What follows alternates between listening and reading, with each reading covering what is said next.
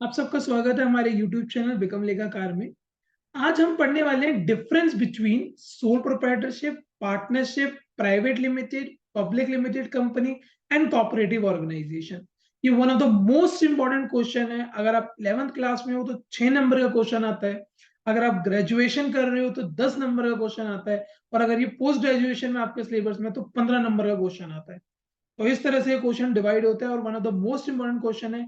और जिन बच्चों ने अभी तक ये वीडियो नहीं देखी कि soul proprietorship, partnership, private public limited companies ये होती क्या है, तो पहले जाके मैं आई बटन में डाल दूंगा, यहाँ पे ऊपर आई बटन में चेक करिए कि होती क्या है, तब आपको ये डिफरेंस समझ आएगा। और जिन बच्चों को ये कॉन्सेप्ट क्लियर है, आओ हम एक स्टार्ट करते हैं। सबसे पहले formation. Sole proprietorship single ownership, कोई इतनी लीगल फॉर्मेलिटीज नहीं होती, आप इजिली स्टार्ट कर सकते हो, इजिली फॉर्म हो सकती है। पार्टनरशिप, पार्टनरशिप में 3-4 पार्टनर मिलकर काम करते हैं तो थोड़ी सी रिजिड हो जाती है, आपको एक्ट फॉलो करना पड़ता है और पार्टनरशिप की कंसेंट लेनी पड़ती है। प्राइवेट, इसमें ज्यादा डिफिकल्टी आ जाती है, आपको फॉर्म करने के लिए थोड़े rules and regulations follow up करने पड़ते हैं। पब्लिक तो बहुत ही मुश्किल है एक पब्लिक लिमिटेड कंपनी शुरू करनी। इसके अंदर शेयर्स कितने इशू करने हैं, मेमोरेंडम ऑफ एसोसिएशन बनानी है, आर्टिकल ऑफ एसोसिएशन बनानी है और काफी लीगल फॉर्मेलिटीज को पूरा करना पड़ेगा। कोऑपरेटिव ऑर्गेनाइजेशन में भी लीगल फॉर्मेलिटीज इन्वॉल्व होती है जो आपको फॉलो अप करनी पड़ेगी। स्पेसिफिक रेगुलेशन, सोल प्रोप्राइटरशिप पे कोई रेगुलेशन नहीं है। पार्टनरशिप पे पार्टनरशिप एक्ट 1932 लागू होता है। कंपनी के ऊपर पहले कंपनीज एक्ट 1956 लगता था, अब 2013 भी आ गया है, वो भी उसके अकॉर्डिंग चलते हैं। दोनों कंपनी का एक साथ ही हो गया, दोनों में 2013 भी लगता है। और कोऑपरेटिव सोसाइटीज के लिए कोऑपरेटिव सोसाइटी एक्ट 1912 के अकॉर्डिंग हम बातचीत करते हैं। लीगल स्टेटस, लीगल स्टेटस का मतलब सेपरेट स्टेटस भी बोल सकता हूं। Owner and ownership are different thing. मतलब business and business are both separate legal entity. हमने बिजनेस एंटिटी कॉन्सेप्ट पढ़ा था, तो सोल के अंदर ऐसा कुछ नहीं होता। पार्टनरशिप के अंदर भी कोई लीगल सेपरेट स्टेटस नहीं मिलेगा आपके बिजनेस को। कंपनीज के अंदर आपको मिलता है और कोऑपरेटिव सोसाइटी में आपका बिजनेस बिल्कुल अलग है, उसका अलग स्टेटस रहेगा। मेंबरशिप, सोल प्रोप्राइटरशिप में अकेला ही बंदा काम कर रहा है। पार्टनरशिप में मिनिमम 2 है, मैक्सिमम 10 है। और मैक्सिमम 10 है बैंकिंग कंपनी में, और वैसे 50 है हमारे पार्टनरशिप में। 50 है हमारे टोटल। मिनिमम 2, मैक्सिमम 50, बैंकिंग में 10, सिंपल सी बात है। प्राइवेट में 2 और 50, पब्लिक कंपनी में 7 और मैक्सिमम की कोई लिमिट ही नहीं है, जितने मर्जी पार्टनर बनाते फिरो। और कोऑपरेटिव ऑर्गेनाइजेशन में भी 10 और मैक्सिमम की कोई लिमिट नहीं है। कैपिटल, अगर आप अकेले धंधा कर रहे हो, अकेला बिजनेस कर रहे हो तो वेरी लिमिटेड कैपिटल। पार्टनरशिप में 4-5 मिल गए तो भी लिमिटेड कैपिटल है, उसमें वेरी लिटिल हो गया, इसमें लिमिटेड हो गया। ये देखो, ये वेरी लिमिटेड कैपिटल है, ये लिमिटेड कैपिटल हो गई। प्राइवेट में थोड़ी सी और हो जाती है क्योंकि बहुत सारे मेंबर हो जाते हैं। और पब्लिक में तो भैया जितना मर्जी पैसा पब्लिक से उठा सकते हो if they trust your company and it is written in your memorandum of association. Then no substantial resources, cooperative societies में इतने और रिसोर्सेज नहीं होते। मैनेज, सोल प्रोप्राइटरशिप को सिर्फ ओनर ही, जो सिंगल ओनर है वो ही मैनेज करता है। मैं यहाँ पे लिख भी देता हूँ, सोल प्रोप्राइटरशिप है। फिर उसके बाद पार्टनरशिप, पार्टनरशिप में भी जो ओनर्स होते हैं वो मैनेज करते हैं। प्राइवेट कंपनीज, जो भी मेंबर्स होते हैं, जो भी शेयर होल्डर्स होते हैं वो करते हैं। फिर पब्लिक कंपनी में आप स्पेसिफाइड मैनेजमेंट को ऑप्ट करते हो, चूज करते हो, वो मैनेज करती है कंपनी को। और कोऑपरेटिव सोसाइटीज के अंदर मेंबर्स ही मैनेज करते हैं। Then managerial expertise, definitely sole में बहुत कम है, अकेले बंदे हो। पार्टनरशिप में थोड़ी ज्यादा आएगी, प्राइवेट में और ज्यादा आएगी, पब्लिक में बहुत ज्यादा आ जाएगी, और कोऑपरेटिव में पब्लिक जैसी ही रहती है, थोड़ी थोड़ी स्कोप्स होते हैं। ओनरशिप लाइबिलिटी, सोल में अनलिमिटेड, घर बार बिक जाएगा। पब्लिक सॉरी पार्टनरशिप में भी अनलिमिटेड। प्राइवेट में जितना आपने कंट्रीब्यूट करा है, पब्लिक कंपनी में जितना आपने कंट्रीब्यूट करा है, और कोऑपरेटिव में जितना आपको लो अवॉइड कर रहा है उसके अकॉर्डिंगली आपकी लाइबिलिटी रहेगी। Basis of profit sharing, sole proprietorship में सारा पैसा खुद खाओगे, पार्टनरशिप में पार्टनर में डिवाइड हो जाएगा in their ratio which you have decided. Private limited के अंदर जितना आपने शेयर ओन करा हुआ है, पब्लिक कंपनी के अंदर भी जितना आपने शेयर ओन करा हुआ है, कोऑपरेटिव में जितना आप बिजनेस कर रहे हो, वॉल्यूम ऑफ बिजनेस, आपका जितना बड़ा बिजनेस, आप जितना का सामान बेचोगे उतना ज्यादा आपको प्रॉफिट मिलेगा। ओनरशिप ट्रांसफर सोल प्रोप्राइटरशिप में कर सकते हो।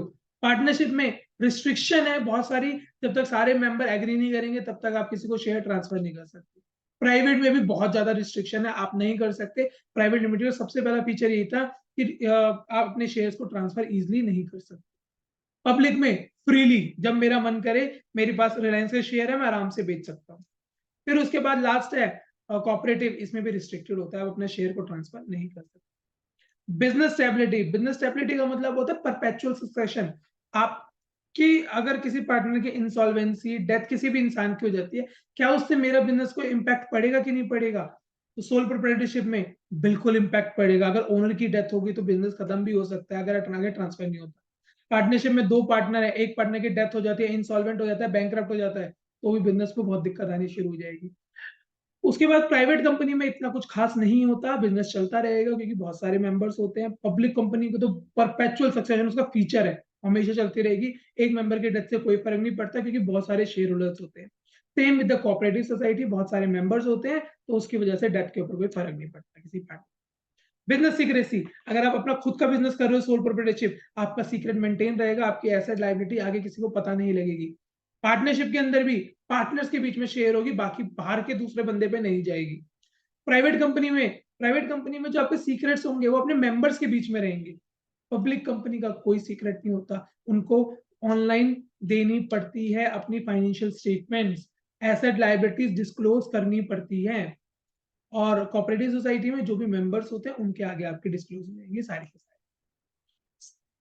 अब आपकी state regulation, government regulation partnership में इतनी नहीं है। सोल प्रोप्राइटरशिप तो बिल्कुल भी नहीं है, पार्टनरशिप में थोड़ी कम है, प्राइवेट में और कम और ज्यादा हो जाती है, अब ज्यादा होनी शुरू हो गई।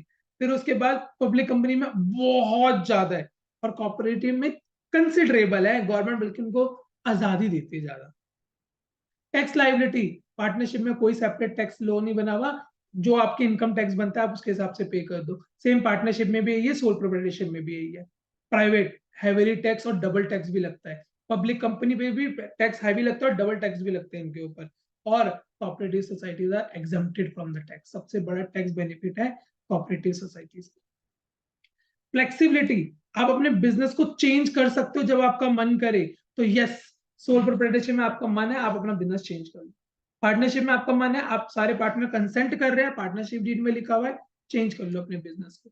प्राइवेट में थोड़ा सा कम हो जाता है चेंज करना, और पब्लिक में तो आप कर चाहो तो आपको एमओई चेंज करनी पड़ेगी, अपनी मेमोरेंडम ऑफ एसोसिएशन, उसमें आपका ऑब्जेक्टिव क्लोज होता है, ऑब्जेक्टिव क्लोज को आपको जाके चेंज करना पड़ेगा कि अब मेरा बिजनेस इसके साथ ये भी करेगा, क्योंकि नॉर्मल पब्लिक आपके अंदर इन्वेस्ट कर रही है आपकी कंपनी में, तो अगर आप बिजनेस चेंज कर दोगे तो उनको बताना पड़ेगा, आपको फुली डिस्क्लोज करना पड़ेगा, और काफी लेंथी प्रोसीजर है। और कोऑपरेटिव में अनइलास्टिक है, वो चेंज नहीं हो सकता। देन ऑडिटिंग, सोल प्रोप्राइटरशिप को कोई ऑडिट करने की जरूरत नहीं है, नॉट रिक्वायर्ड। पार्टनरशिप को नॉट रिक्वायर्ड, कंपनीज में कंपलसरी है, कोऑपरेटिव सोसाइटीज में कंपलसरी है। एंड वाइंडिंग अप, आपका अपना बिजनेस है, सोल प्रोप्राइटरशिप जब मर्जी बंद कर दो, पार्टनरशिप जब मर्जी बंद कर दो। एक्ट में जैसे लिखा होगा बाकी 3 एक्ट के अकॉर्डिंग करना पड़ेगा, प्राइवेट पब्लिक को पूरे एक्ट को फॉलो करना पड़ेगा, रूल्स एंड रेगुलेशन फॉलो करनी पड़ेगी, वाइंडिंग अप के प्रोसीजर्स फॉलो करने पड़ेंगे, and then they can wind up the company. तो ये था हमारा difference between sole proprietorship, partnership, private, public और कोऑपरेटिव ऑर्गेनाइजेशन। अगर आपको वीडियो अच्छी लगी हो तो ये चैनल को लाइक शेयर सब्सक्राइब कर देना, और इसका स्क्रीनशॉट ले लेना, क्योंकि ये बहुत इंपॉर्टेंट है और आपको ऐसा डिटेल कहीं नहीं मिलेगा, ऐसा डिफरेंस। तो अगर वीडियो लाइक अच्छी लगी हो तो लाइक शेयर सब्सक्राइब यार दोबारा करके जाना, ठीक है।